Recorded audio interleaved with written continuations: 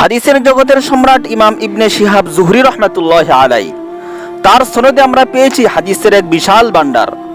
এ মহান মনীষীর নাম হলো মুহাম্মদ, পিতার নাম হলো মুসলিম, উপাধি হলো আলামুল হুফাজ। তিনি কুরাইশের প্রসিদ্ধ কবিলা বনু জুহরার অন্তর্ভুক্ত হওয়ায় তাকে জুহরি বলে সম্বোধন করা হয়। এ মহান মনীষী 50 হিজরিতে মদিনাতে জন্মগ্রহণ করেন। ইমাম জুহরি রহমাতুল্লাহ আলাইয়ের এলেম অর্জন। ইমাম ইবনে শিহাব জুহরি রহমাতুল্লাহ আলাই অসাধারণ স্মরণশক্তির অধিকারী ছিলেন। তার যুগে তার সমকক্ষ এমন মেধার অধিকারী কেউ ছিল না।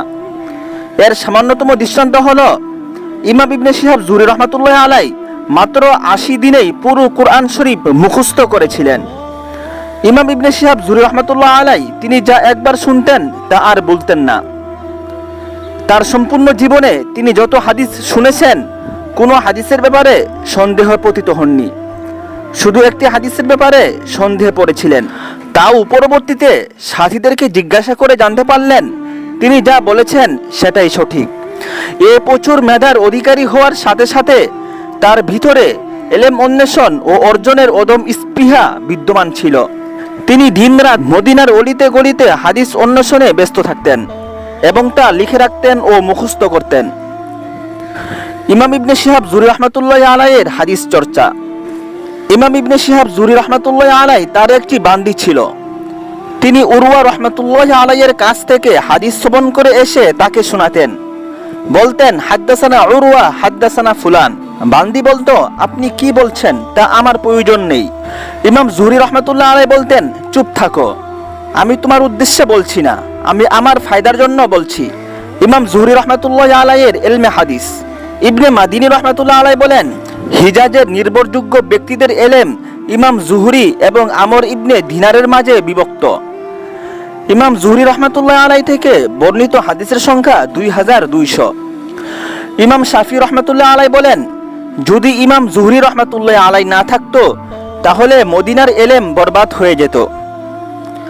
ইমাম ইবনে শিহাব জুহরি রহমাতুল্লাহ আলাই সাহাবী আব্দুল্লাহ ইবনে উমর রাদিয়াল্লাহু তাআলা আনহু, সাহাল ইবনে সাদ রাদিয়াল্লাহু তাআলা আনহু, সাইয়্যিদাতুত তাবিঈ সাঈদ ইবনুল মুসাইয়্যিব রাহমাতুল্লাহি আলাইহি সহ শীর্ষস্থানীয় অনেক তাবিঈর ছাত্র ছিলেন।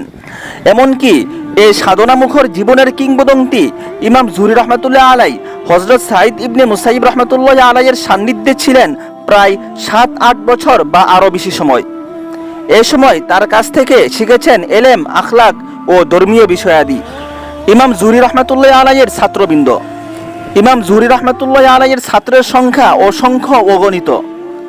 তার উল্লেখযোগ্য কয়েকজন ছাত্র হল আতা ইবনে আবি রবাহ রহমাতুল্লাহ আলাই, উমর ইবনে আব্দুল আজিজ রহমাতুল্লাহ আলাই, আমর ইবনে দিনার রহমাতুল্লাহ আলাই, ইয়াহইয়া ইবনে সাঈদ আনসারী রহমাতুল্লাহ আলাই, আইয়ুব সখতিয়ানি রহমাতুল্লাহ আলাই, ইমাম আজম আবু হানিফা রহমাতুল্লাহ আলাই, ইমাম মালিক রহমাতুল্লাহ আলাই, মুহাম্মদ ইবনে ইসহাক রহমাতুল্লাহ আলাই সহ অনেক মহান মনীষী তাহার ছাত্র ছিলেন।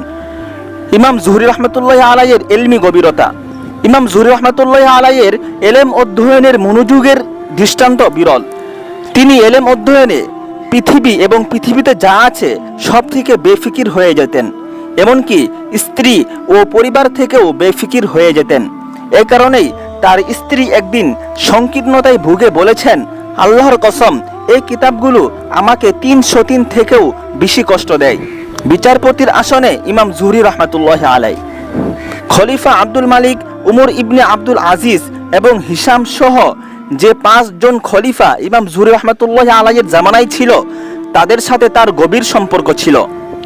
এই সম্পর্কে ধারাবাহিকতা শুরু হয় খলিফা আব্দুল মালিক থেকে।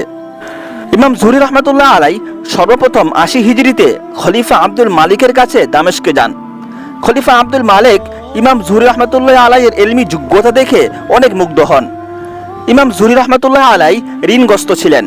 খলিফা তা পরিশোধ করে দেন এবং তাকে দামেস্কের কাজী নিযুক্ত করেন। এ কারণে তাকে দামেস্কে খলিফা আব্দুল মালিকের কাছে থেকে যেতে হয়।